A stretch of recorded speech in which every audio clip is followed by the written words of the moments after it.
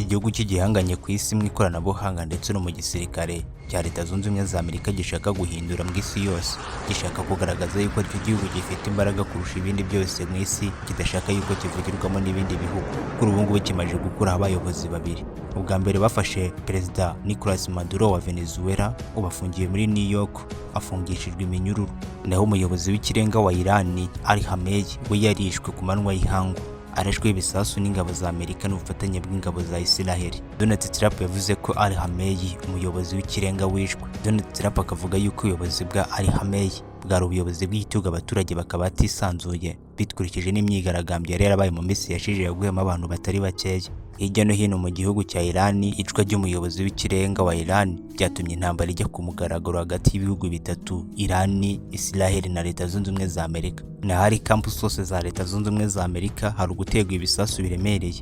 Amerika yatangaje yuko imaze gushyira ubwato burenga 17 hasi bwa Iran, ikora n'ibitero bigera ku 200 ifatanyije n'ingabo za Israel. Aho Perezida w'Ubushinwa Jinping yavuze yuko ibyo bikorwa bidasobanutse mu gufata ibihugu bibiri byigenga, ibyo bitero bidasobanutse byo gufata abo bayobozi bamwe, abandi bagafatwa bagafunga, abandi bakicwa. Ubushinwa bwari bifitanye umubano na Iran, burishaga peteroli ndetse n'ibindi. Ubushinwa ntibwigeze bwongera gutangaza ibindi bwagarukiye aho ngaho, dore yuko budashaka kwiteranya na Leta Zunze Ubumwe za Amerika ko dore ko bafitanye umubano udasanzwe. Donald Trump ariko akomeza gusuka ibisasu biremereye muri Iran afatanyije na Israel. Donald Trump avuga yuko ibitero byo ku butaka no mu kirere no mu mazi bya Iran byamaje gusenywa burundu. Sevuga ko yarashe ibisasu ku nyubako ririmo itsinda ry'abantu baturanye umuntu uzaba umukuru w'ikirenga. Ariko ibinyamakuru byo muri Iran bivuga yuko iyo nyubako yimuwe mbere yuko ibitero biba kuri iyo nyubako. Naho Leta Zunze Ubumwe za Amerika ikaburira abaturage aho bari hose ko bahava mbere yuko baza kuhatera ibitero mu masaha makeya bahimuwe abaturage. Uburasirazuba bwo hagati, ibirindiro bya Leta Zunze Ubumwe za Amerika biri kugabwaho ibitero ubutitsa. Ibigo byinshi byibasiwe muri byo harimo konsula ya Amerika iri Dubai,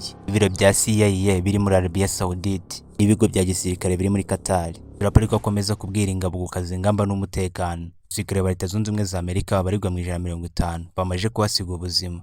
Ibitero byakorewe muri Israel byahitanye abantu 5, abandi 15 barakomereka. Ibindi bitero byahitanye abantu 6 ni byabereye Beirut. Itangazo rya Israel yashyize hanze rivuga yuko abaturage bagomba guhunga cyangwa bakihisha mbere yuko ibindi bitero nabyo bikogwa. Ibitero byibasiye ahantu hakekwa ko ari abagwanyi ba Hezbollah. Nugenda udakoze subscribe kugira ngo tujye tubagezaho amakuru mashya.